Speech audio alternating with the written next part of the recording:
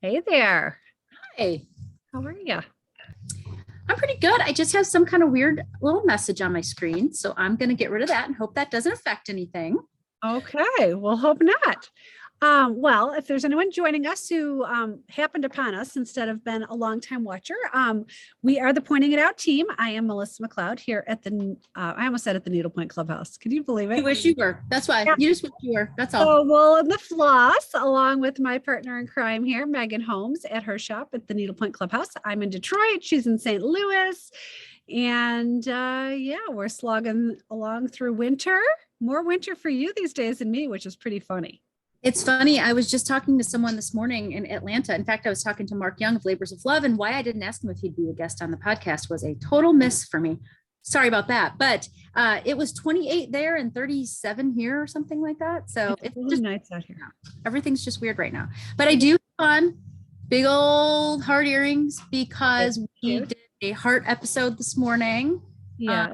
Wow Wednesday, which we do together as well. So if any of you watch the podcast and you don't watch us on Instagram, you should check it out. We do every Wednesday, we get together and we do a fun What's on Our Walls Wednesday. So that was today. And that's why I've got these giant earrings on. It's almost Valentine's Day. I almost said Thanksgiving. You don't know where you're at and I don't know what month it is. So we're dropping the episode on the 12th. So it'll be Valentine's Day weekend. And the best I could do is my cute little red cowl. So, and you told me this morning that you stitched that and it's cashmere. And I'm hoping you add that to my list of things you'd like to make Megan someday.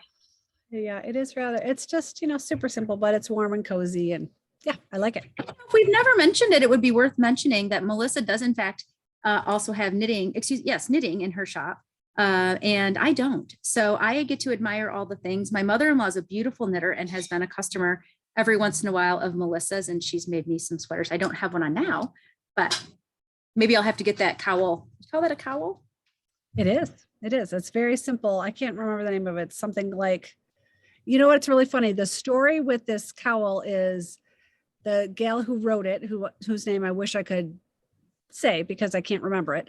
Sure. But she calls it that really cute cowl or something like that. Because her mother-in-law always says, would you make me one of those really cute cowls? So in her case, it's for the daughter-in-law who knits and the mother-in-law who's requesting the gifts. So love that. It's exact opposite, but we are not here to talk about knitting. In fact, we are here to talk about all things needlepoint. And we have decided to kind of venture into a little series, which I don't think we've ever actually done on the podcast. Maybe we've done it unofficially, but we're doing it officially right now. So we get, as I know you do, a lot of questions about what threads do you carry? How do I use that? Why would you use that? Why wouldn't you use this? Et cetera, et cetera, et cetera.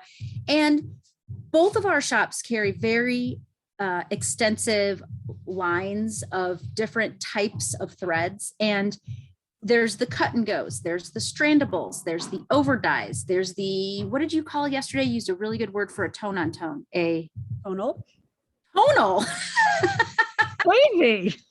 So what we're trying to do is kind of attack needlepoint threads in kind of small bites. And we'll do it over a series of weeks so that we can hope to educate a little bit more about different types of threads and their uses. So in the history of our podcast, we have what makes us sound so important? History. I mean, it's a bit historic now. It's been almost 2 years. So there have been lots and lots of episodes. So back in the archives, let's call it that. There have been a couple of podcasts on different, I guess you could really sort of call them brands. So vendors, Rainbow Gallery vendor, the Planet Earth vendor, and we went through sort of their lines. But I think what's kind of missing from our repertoire is sort of an idea of how to use different types of threads in different ways. So we started the first bite to chunk out of that as strandable. What did I say? I had a really good word for it. A strandable, not flat color, but just one color. So solid strandables, I guess, is our easiest way to say that. Now, we both are very well aware all the time that we do not carry all of the needlepoint threads, but together, impossible. It's completely impossible. But together, I feel like we do have a very good representation of different types of threads that are commonly used in different types of needlepoint and different canvas sizes, et cetera, et cetera. So what we tried to do, so today we're each going to go over 4 different threads, and each of them kind of partner well together. I mean, I guess that's kind of the way we decided to organize this. So let's start. I think I want to start with, if you don't mind, what I would say would be the most commonly stranded thread, in my opinion. So I think that if anybody's going to use a strandable thread, that they're going to dive into something, I bet you they've used a straightforward strandable silk. Don't you think so? Well, of course, we don't talk about these things before we get on here. I would say, sorry, I'm gonna digress a little bit. The threads we're talking about today, some of them are threads that come together, you pull them apart and you put them back together. That's Other true. threads are very lightweight threads that you're just really pulling 2 pieces of the same thread and plopping them together. That's exactly right. That's exactly right. The idea, though, being that these are not threads that you're going to chop and just start. You're just going to start stitching away. But if you've been scared of strandables, there's some to be less scared of than others, and you really shouldn't be scared of any of them. But none of this is scary. None of this is scary. And I actually just pulled these off the shelf, but I guess I should prepare to cut. I didn't bring scissors. Maybe we can talk about it without cutting. Let's see how it goes. We'll just jump right in. So we sell a couple of different strandable silks, but I think that the most common that we sell are the Planet Earth pliable. And I'm saying the Planet Earth pliable because for a while it's been 6-ply. I think more recently they said it's a 5-ply. And to me, I didn't know that. Yeah, and there was a reason why. I think it had to do with the base product. So it was really still the same ply, but for some reason there were 6 in the older base product, and the new base product they use only had 5-ply. And it's the same amount of yardage, I think, is how it all goes. I wish I should have researched that whole thing more. But the new tags just say ply silk. They don't say 6-ply silk. Yeah, and I'm not aware of all this because that is one that we don't carry, but it is lovely. I stitch with it. I just don't have room for it all. So you're going to talk about the Splendor. So hold your Splendor up, right? In the kind of same vein as the pliable silk. Okay, so the Splendor is a 12-ply silk. And it's from Rainbow Gallery, obviously. And it comes in, and this is where I could probably sneak a little piece of this out because I have to, sorry, should I say imitate or emulate? I'm not sure which word I should use, because when you want to take it apart, you're going to cut your piece. And then I'm not going to do it as well as you did it the last time. You're going to go, wake up, wake up, wake up, wake up. I tap. I say, wake up, guys. Yeah. So in the 12-ply, they wake up after Megan taps it. And if you don't know what I'm talking about, you have to go back and watch was it the Rainbow Gallery Strandable thread episode when we talked about rainbow? I don't know, but ever since then it's been a thing, and I want a t-shirt that says wake up. It's a classic memory in my podcast brain. So it breaks out into 3 little bundles of 4, and then you can easily separate it into 3 bundles, but then you're really going to want to separate it again into 1x1s. And then you're going to use 2, 3, 4, 5 ply, depending on what you're working on, what mesh size your project is, et cetera, et cetera. And that was something that I was really hoping that we could talk about, is that people always say to me, well, I want to use this, but how many do I need? And that is just not, unfortunately, a straightforward answer. Mine is always, it depends. And people hate that answer, but it's sadly the case. It's just true. So I used 6-ply on this spot right here on this canvas, and it's 10 stitches. And I am almost sure that I used 3 strands. And this is 18 count mesh. I tend to use 3 strands of Planet Earth pliable silk on 18 count mesh. And that's when I want tone on tone, like color on color, when I want to just basket weave or use a stranded, a stitch that's going over a couple stitches Right. Laying it out, making sure that you get a pretty good coverage. I suspect that there are people out there who use maybe 2. There's probably people who use 4. I don't really know, but that's my That's what I've used in the past. Well, and it's just like those people that may have had some experience with knitting. There's no, when someone says, what size needle do I want to use with this yarn? It's always, it depends, because it depends on your personal tension and what you want your outcome to look like. So it's a little bit of auditioning and a little bit of trial and error. So, and the same thing will go for Splendor. I would tell people, for the most part, on 18 mesh, for general coverage, you'd want to use 3 or 4 ply, depending on personal tension. But you might want to back that up to 2 ply, depending on if you're doing an open stitch and you want it to look light. And, you know, there's so many, it depends, that it's a little frustrating. But as you become more and more experienced, you'll know what you are after. And you'll also know that part of the process is playing with it, trying it out, and seeing what works best for you. This is also a great thread, in my opinion, for tacking. So if you are going to lay your, if you're going to lay down some memory thread, or if you're going to lay down Krynic facets, or silk is very strong. So in that case, I might use 1 or 2 ply, Right. depending on what I'm tacking down. If you're tacking down, I don't know, I'm trying to think of what an example would be, like a size 12 Krynic, you might just use 1 ply, because it's a small little thing. But if you're trying to tack down something heavier, you might want a 2 ply of it. But do you use strandable silks as like to tack or to Well, actually, I usually don't, because what I usually use, back to our usual topic. I'm a big beader. I like to bead things. So I have a huge ring of colored beading thread.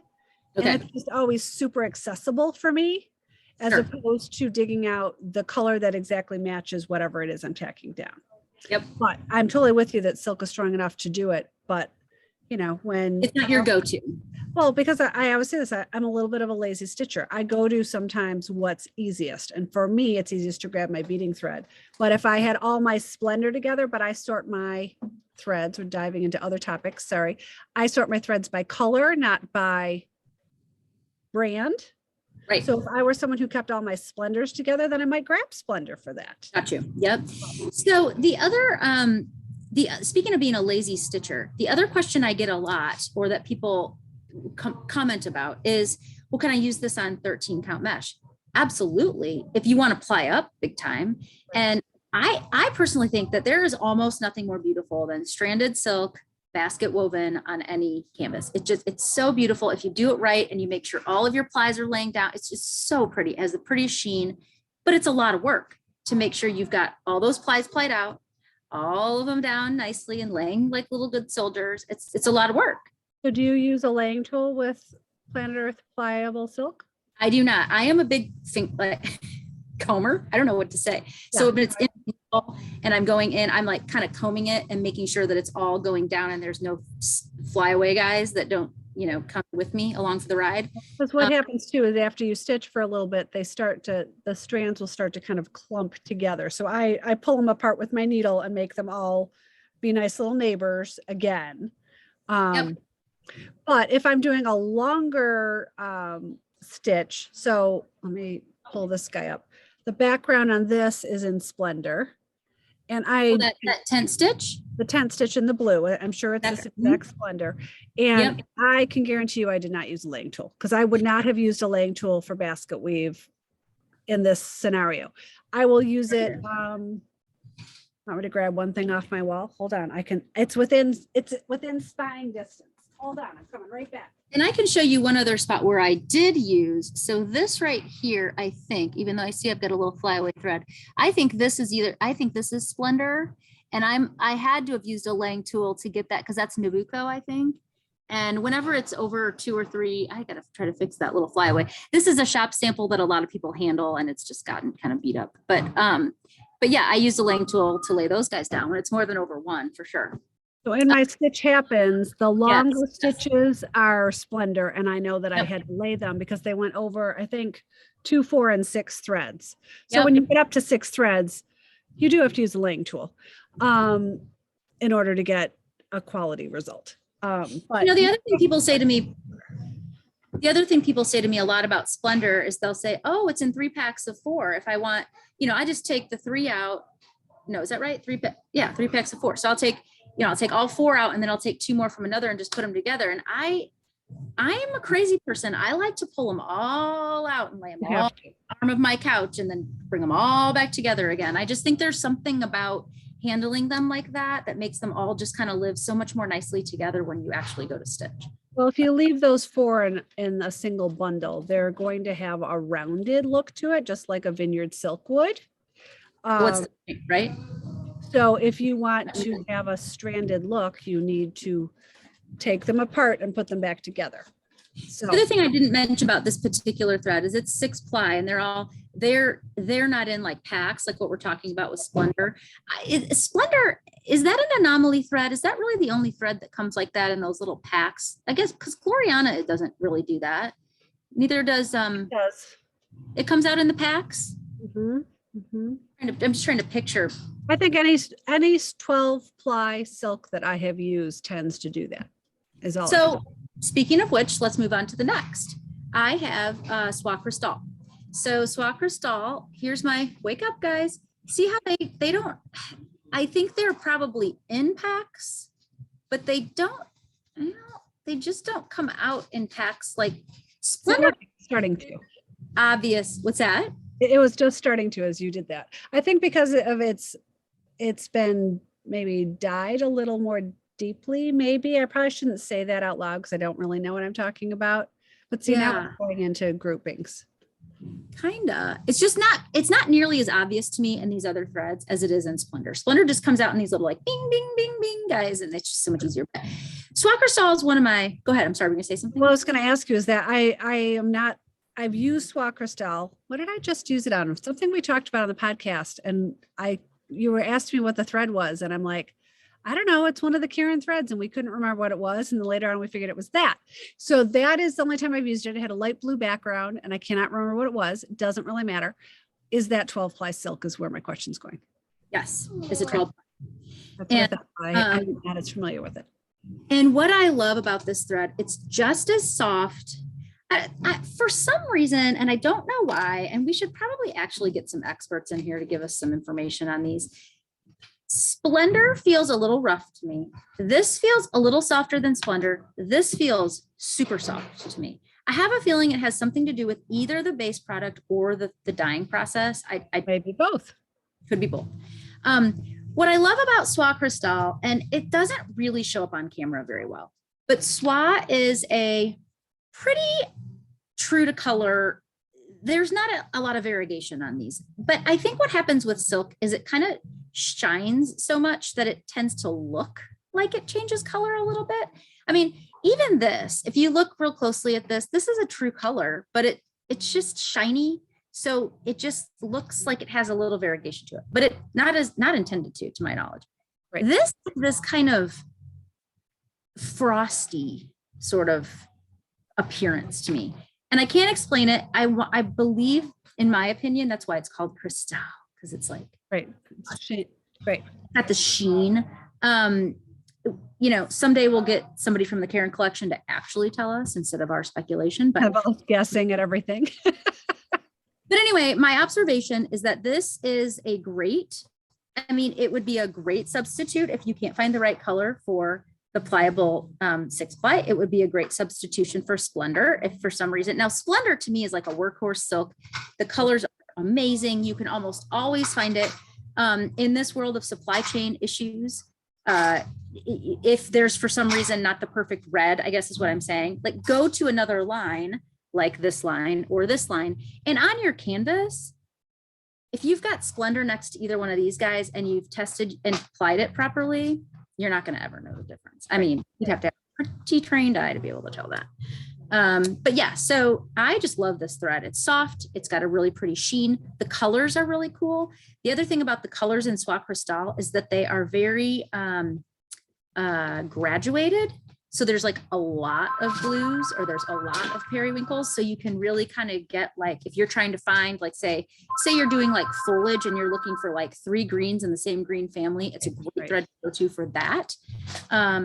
But yeah, that's my observation. And I forgot my sample. I have a sample. It has a foul word on it. Well, foul, it's a swear word. But I thought it was over here somewhere, but I don't see it. But anyway. So it's not nearly as sweet as my Stitch Happens, which is a play on a naughty word, but it's pretty sweet. Mine actually says needlepoint is the, and then it doesn't say stitch. Well, I have another stranded silk, and I can't at all talk about an expert on it because I was in search of a new stranded silk for my shop. We have a certain thread that we absolutely love around here, and we're just having a really hard time with supply chain issues. And it's been an issue for more than just COVID. So I decided it was time to really dig deep and find another option. So my newest find is this Classic Colorworks, which is probably not new to a lot of other people. I think it's much more commonly used in the cross stitch world than in the needlepoint world, but it's a 12-ply silk and it is tonal. And you can see how it has a very subtle change more when you twist it. And I used it over the weekend and I absolutely fell in love with it. So we are bringing this line in. It is 12-ply silk, 5 yards on a skein. So, and just here are some sample colors. And I think that they're really pretty. And I laughing as you were saying, if you have them sitting next to each other, you're not going to tell the difference. So on this particular piece, which by the way, I stitched in 2 days. So just saying, doesn't Not matter. bragging or anything. So this is a cute little vintage piece that I have. This is an old designer that you cannot get anymore, and I'm absolutely obsessed with her. And this cute little bunny, this center part is called Baguette, and it's in the Classic Colorwork. I don't have the open skein with me.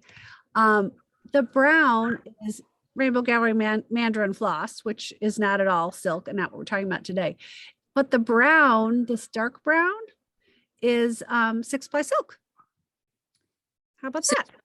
Planet Earth. Okay. Yeah. What you've done is use 3-plied, kind of shiny, I guess, for lack of a better term, threads. And honestly, I mean, from here, obviously the screen, but can you, if you didn't know what you'd used and you looked at that, would you say, oh, that's not silk on that light brown? Right. So this is, and then the tail, and we'll get to this, we'll get to the tail in a minute. That's Spellaluso. So yeah, and I even used, and we're not talking about that today, but Megan and I have had many conversations about Tribazond, which is what the green is. No, that's not true. It's what the red is in the little flower. Love Trebizond. And she loves it. And I detest it. I know. So, you know, that's the bottom line here is try out a lot of threads because your best friend may love it and you may hate it. Yeah. You're only going to know what you like when you try it. So anyways, yes. So and then the background is of course my favorite Parfait Pink from Pepper Pot. Pepper Pot. So here's another question for you. When you take a look at that, I mean, let's not say like a 40-foot, overview, but when you kind of just do you see the difference between, I mean, maybe it's bad to ask you this, but how do you feel about the difference between the Pepper Pot and the plied silk when you kind of look at those in the same piece? Does Pepper Pot seem a little, I would guess, let me back up. I would guess that the Pepper Pot feels a little heavier than the plied silk on the bunny. Is that right? You get more stitch definition. So I don't know if you can see this well enough, but there's definitely like the stitches are crisper in the plied silk than they are in the cut and go Pepper Pot. And, we are both huge Pepper Pot fans. So this is not a negative about Pepper Pot at all. But, you get stranded silk tends to be a little bit more expensive than cut and go silk. And you get what you pay for in this world. So right. So you're just getting a little more definition, mostly because of the strandability and the way it kind of just fits in there. The Pepper Pot's a little heavier, so it's the stitches are just a little more compact. Wouldn't you say? And it's a round thread. And it's spun. Yes. Okay. Mm-hmm. So, and then the little hearts on here and the inside of his ears, but these little hearts are the stranded silk, and you can kind of tell because it widens out over, the other areas. Did you go over 2 stitches? I can't see that.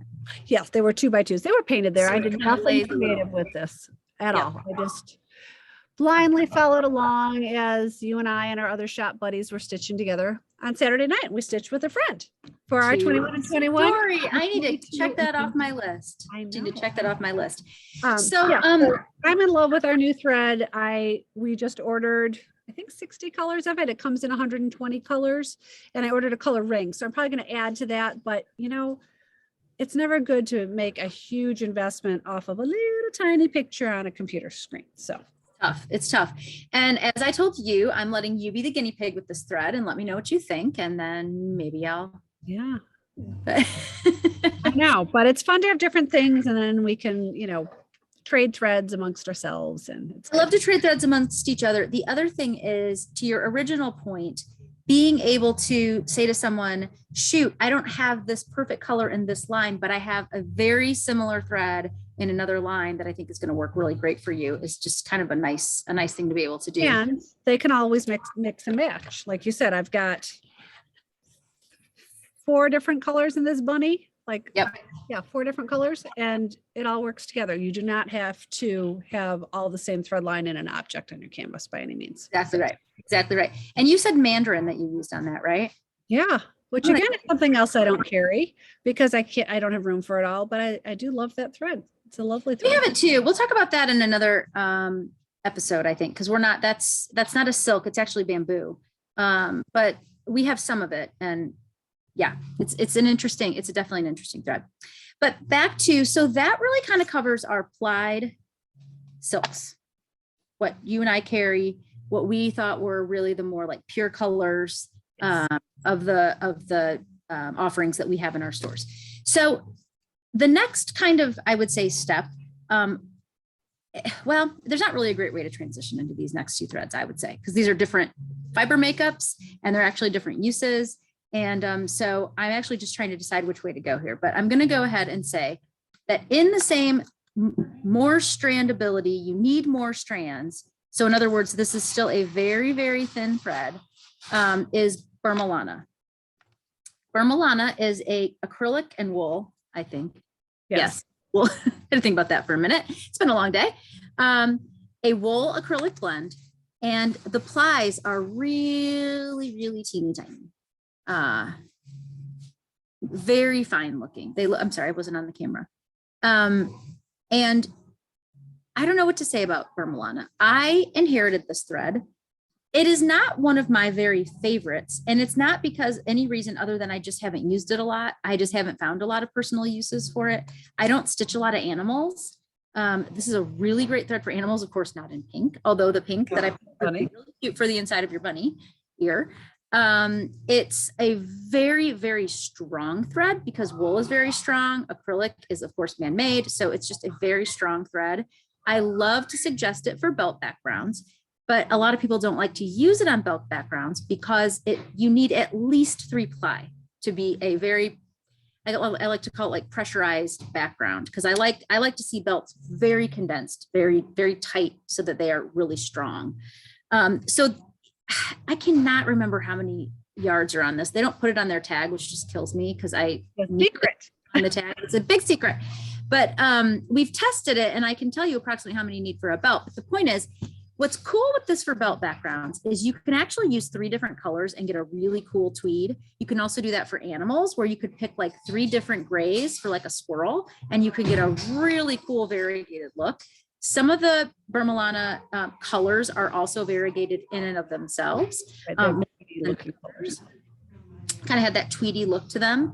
Do you have anything to say about Burma Lana? I mean, you've used it. I do. So when right before I bought the shop, I was kind of looking at all different threads, and my old shop owner was more of a knitter and less of a needle pointer. And I'm more of a needle pointer and less of a knitter, but I do both. And so I was looking to expand thread lines. So I actually, again, back to space issues. I couldn't have both Bella Lusso, which is what I will talk about, and Burma Lana. And to me, they're very similar because I think they're similar weights. Yep. They're kind of packaged similarly. Bella Lusso is 100% wool, as opposed to acrylic and wool. And I just was like, I'm going to carry one or the other. I don't have room for both. And so I ended up with Bella Lusso, which, and now I wish I had some that was open as well.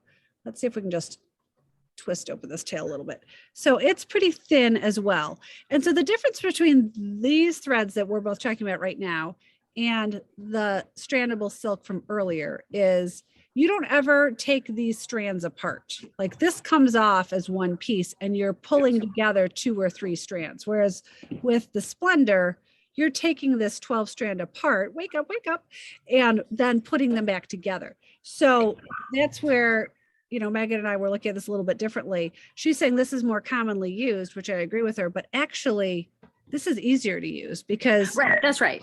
you don't have to put it together. You don't have to take it apart. So it's only a 1-step process instead of a 2. But they are very similar weights. I think Burmilana has that tweedy, a little more texture to it, I would say, than Bellaluso. What I would say my observation is, because we carry both. I think you're right that the strand is about the same. What I think the difference is that number one, this has a tiny bit more of a sheen to it because it has the acrylic in it. Acrylic, yeah. A little bit more of a sheen, whereas pure wool is very dull, right?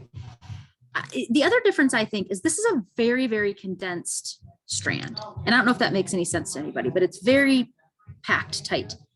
I find that 100% wools either live their life a little fuller or they live their lives very happily a little more compact.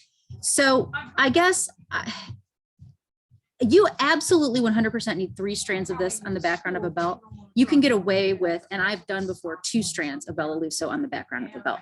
And that's because he just fills up the space a little, like, okay. Does that make sense? I don't know how else to say Another it. weird thing I'm going to say, and I don't know if this applies to Burmilana, but with Bellaluso, generally on 18 mesh, you're going to use 2 strands. That's pretty much Yes. always the case. Yes. Except if you're using 000, which is their white, Oh, which is, it's really thin. And it Yes. has something to do with, and we talked with Tracy about this, Tracy at Planet Earth Fiber. It's something to with do the with fact that it grabs the dye and it thickens up the strands. and then the white is the base. So anyway, so you will always need to ply up. I shouldn't say always is too big of a word. Most often you will need to ply up in the white. Well, the interesting thing though about the white and white in any thread, you're not going to use white for a background of a belt. If you do, You're insane. get it near my kids or my family or anybody. So you're almost always going to use white Bellaluso for like a beard or a tail or a hair or, you know, so you're going to either do like different strandings. So that's the other thing, you know, exactly. This little tail are French knots. And Yep. I use 3-ply mainly. The main reason I use 3-ply there is because I Stack had it to up. stitch this little, no, I had to stitch. I'm lazy. Let's go back to me being a lazy stitcher. I had to stitch the chest. So I had to have 3-ply there to get good coverage. I already had 3-ply in my needle. So, okay, we're just going to do it that way. And it worked I out. got you. I got you. The other thing you can do though, in a setting where you're doing a tail like that, is you could do 2-ply for a few knots, and then you could do 3-ply for a couple knots. And then I wouldn't suggest 1, it's too thin, but you can kind of play with that a little bit, and it's just going to give it some density for that tail. And that's also the beauty of some of these strandable threads, is that Burmilana will work on 13 or 18 count mesh. So let's say you just had this little tiny 13 count ear, or I don't know, on a bunny, is what it's just in my head. You could go to your stash. You don't need to go buy a silk and ivory. You need to ply maybe, I don't know, probably 5 or 6 of these, frankly, it's just going to be a lot, but you can ply it up and still fill in that ear and not have to run to the needlepoint shop and grab an entire skein of silk and ivory just to fill in that little ear part. So that's one of the reasons why I like Strandables so much, because they're so versatile. Right. So, and to that point, Bellaluso, sorry, I'm trying to put it back together. This is a 45 yard skein. I was going to say 22.5 because generally we're doing the math with 2 strands. So this is 45 yards, but if you're doing it in 18, you're going to use 2-ply. So really you're going to count this as 22.5 yards. Yep. This is, I think they call this a skein. They also sell Bellaluso in a hank. Yeah. So if you're going to do a big background, or you have an absolute favorite color you use all the time, or you're going to use it on 13 mesh, the hank, I should know how many yards it is. Or is a hank always 600 yards? I don't think it is with this. That sounds like a lot, but I don't. 600 for silk and ivory. But in any event, either one of our shops can order you hanks of this. I don't carry the hanks. I'm assuming you don't carry the hank. No, we don't. But it is, I have to also go out here and say, this is probably one of the less expensive threads in my shop. I was thinking that same thing. And it's beautiful. It's so soft. People are like, wait, you're sure this is wool? It doesn't prickle at all. Like, it's so soft. There's some really fun, great animal colors. There's an awesome pink though too. There's great. Okay, there's really fun fluorescent colors. Like, Yeah, who would have thought fluorescent wool, but they're awesome. Right. And you were Great talking for earlier belt about, straps. yeah, you were talking earlier about mixing colors together. So, well, I'll show you a couple, I've got a couple samples. So we talked about this guy already, but it makes great fur. So his mane, that's what you call that thing, and his tail are stem stitch and in obviously black. So that was really fun to do and looks, I think, pretty realistic. Awesome. And then for this cute little sock monkey, this was my daughter's class of 2019, her high school graduation ornament. And what I did here is I put one strand of the white and one strand of the beige Oh yeah. to get the sweet Tweety sock monkey. And I'll be honest, I think I saw somebody had stitched a sample of it and they had stitched it in a Burmalana that was a white and beige tweed. There is one. Yes. And Yes. I don't carry Burmalana, and I don't think I knew you then. And so I'm like, I can make that happen. So again, I pulled one strand of each of these colors, put them in the same needle, did encroach and goblin, and I had my tweed look very easily. So we do a lot of belts, as I've mentioned on here a lot of times, and people love to do a tweed. I know. So one thing that's cool about Bella Lusso is that you need 3 strands.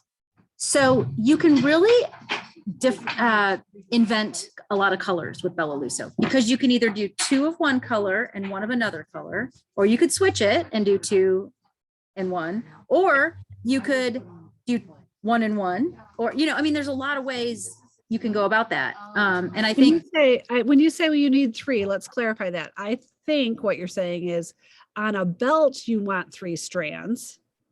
yes, But on most, like on these 2 guys, I use 2, like on a Right, typical. right. So I just didn't want people to be like, oh, I tried 3 on my little tiny ornament and it looked terrible. So You could, but I think that would be a little overkill. I just really like a very, very hefty background for a belt because they get worn and Right, you just want them to agreed. last. Yeah. And I'm trying to think now, the last time I did a belt with Burmalana, I think I regretted using only 3 strands. I think I should have used 4. I'll double check myself on that, but I think it's 3 Bella Lusso and 4 Burmalana when I do a belt background. That surprised me. The dense, it's just, you want it to be really dense. What I know for sure, and my very favorite thread, which is a good segue, is that you only need 2 strands of impressions when you do a background on a belt. I love impressions. I don't do impressions as much as I do. You know what? My old owner carried it, and for whatever reason, she had a hard time selling it. So she got rid of it all right before I bought the shop, which like killed me because I loved it. Sad. So I just didn't bring it back because I was like, well, in this location, it didn't work for whatever strange reason. But I think part of the reason part of the reason I think if anyone struggles with it, which they shouldn't, because it is a lovely thread, it comes in a beautiful array of colors. Is depending on it depends in my book on the stitcher's personal attention, because many people outside of belts in a regular environment, in an ornament environment, will use 1 strand or 2, and I think it's 50-50. So I was about to say that because on this sample that I'm going to bring back out again, not to continue to parade the same thing, but I used a lot of different threads with a lot of different plies on here on purpose. This is a Beyond Basket Weave to teach people to try different things with different types of threads, but also the same thread, using it in different ways. So I tend to have a pretty tight tension, and I don't try to. I really have to think to not have a tight tension. It's just when I stitch. I don't know if it's an aggression thing. I'm like, if you like to stab things. I guess so. Geez. But like impressions, and this is going to be hard to see. So I did a brick stitch using impressions with 2 strands on this because I wanted it to stick out more. Okay. I wanted it to look kind of heavier. And then I used 1 strand of impressions to, let's see, where did I use 1 strand of impressions? Down here, I think.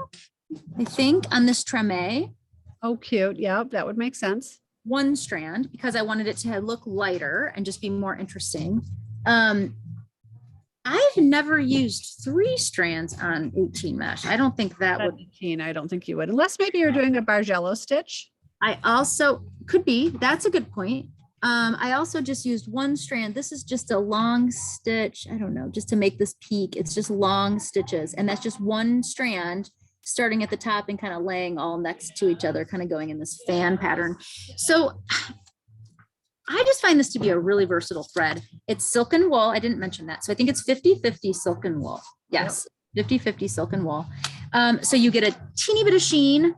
You get a whole lot of strength. Wool and silk are the strongest threads you can get.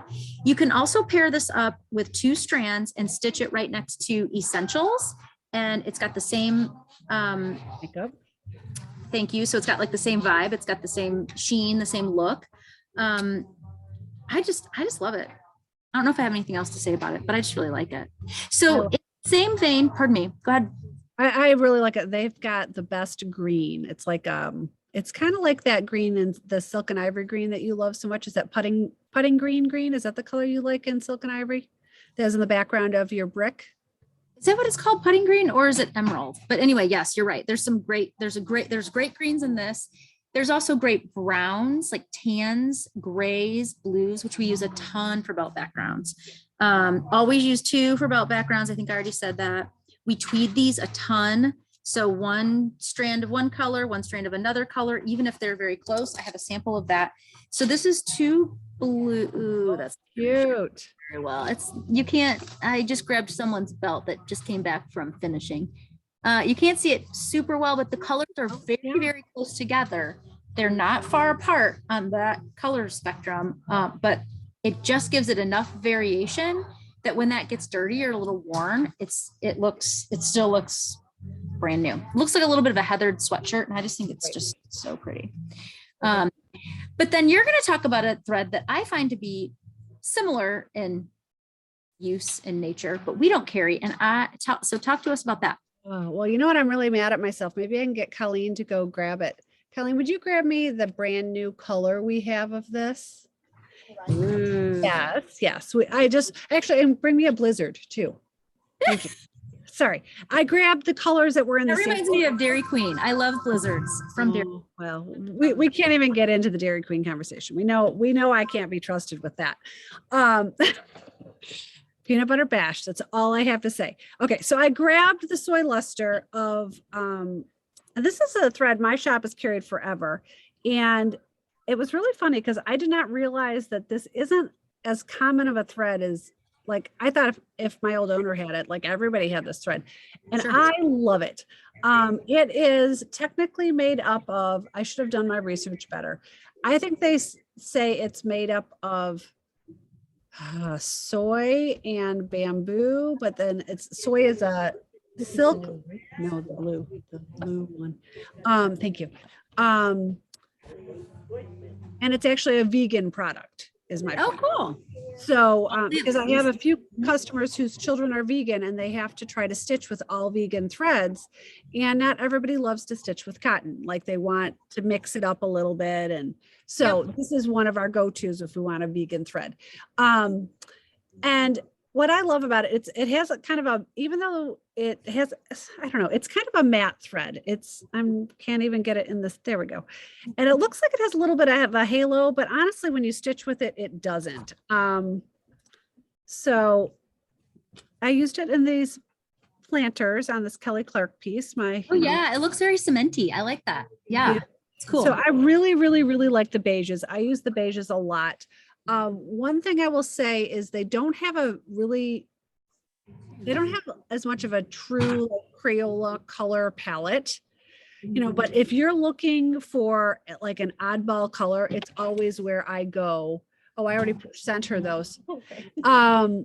It's where I go when I need an odd color you can't find in another line.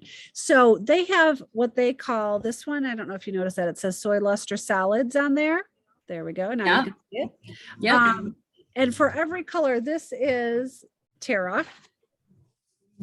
I didn't grab two neighbors. This one's called Bark, and we're kind of giving you a little teaser into some variegated threads, but their threads really aren't variegated. For most of them, they have a solid, and like I said, these aren't the exact same color, but usually there's a Terra solid and a Terra shadow. So okay. it will be a solid and then the same color solid with a little bit of white in it. Got it. So, or a little bit of dyed. So it's like dark and light of the same color. Gotcha. One other really silly thing that I love about this is we're talking about all about this 1 strand, 2 strands, 3 strands, 5 strands. Like your head starts to spin if you're a newer stitcher. Right. So Right. Oh, they give you a cheat sheet. That's so nice. So 24 count. I mean, who stitches with that? Come on, let's get over that. But it has 18 and 13. So it's giving you that they recommend 2 strands on 18. Is there a cheat sheet on there too? It's Buddy does the same thing. Yeah. I know. Yep. I love a good cheat sheet. I'm not gonna lie. So I don't agree with it though. Can I say that? Well, I don't agree with some of theirs. This one I do happen to agree with. It says 1 strand on 24, 2 strands on 18, 3 strands on 13. And so when I showed you guys this is the solid in that beige I just showed you, which is called Terra. And then on this guy, I don't know the exact color I used, but this is one of the shadows. So I didn't change any threads here, but it makes the brick look a little bit more realistic.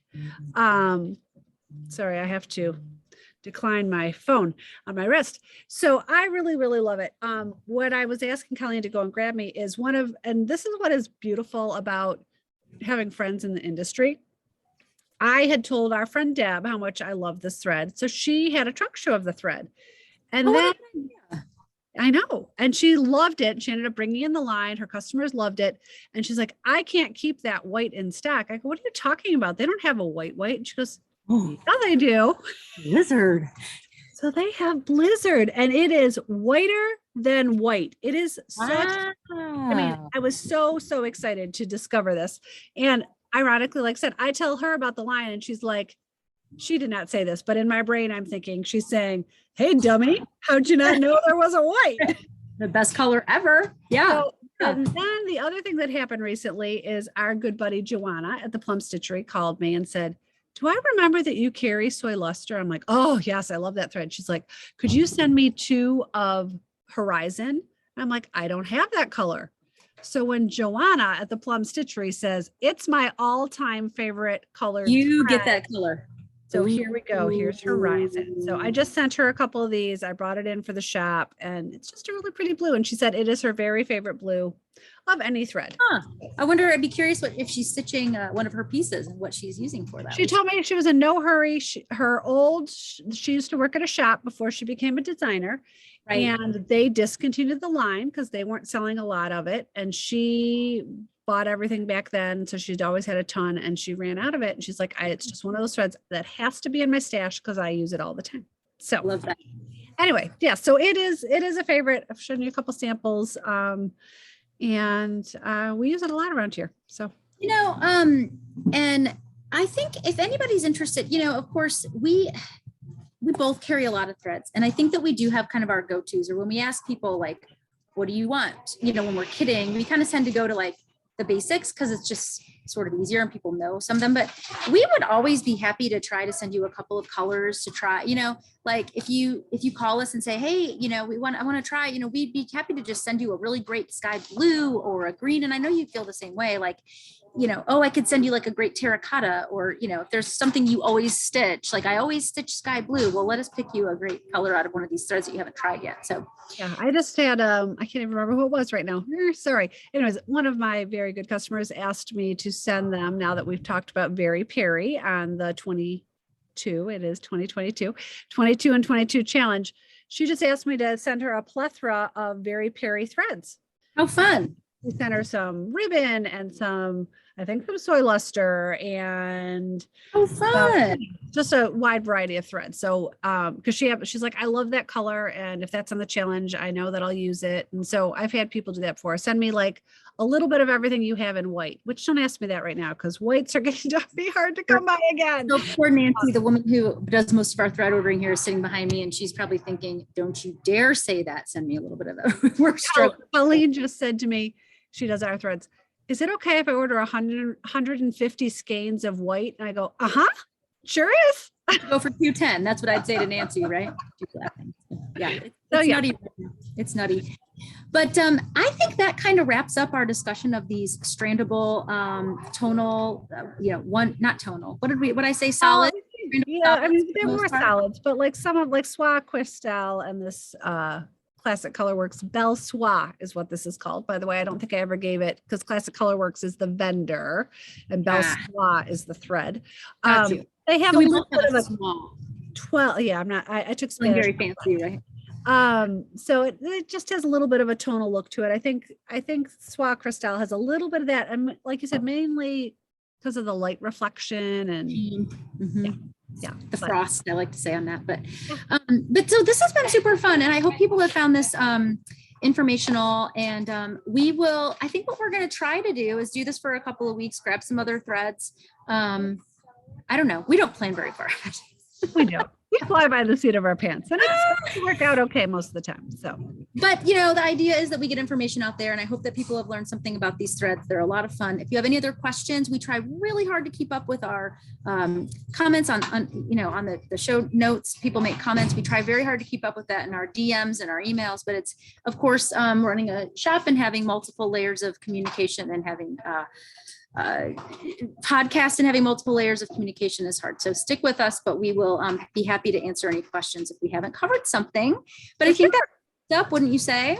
Sure does. If you have not subscribed to our YouTube channel, please do. That helps other people find us. So just hit that little subscribe button and you'll get a little notification because we are on every other week now. So people have said, how do I keep track of every other week? Because every now and then real life happens, like snow day last week. So you'll get a notification that way, and then you'll know when there's new episode.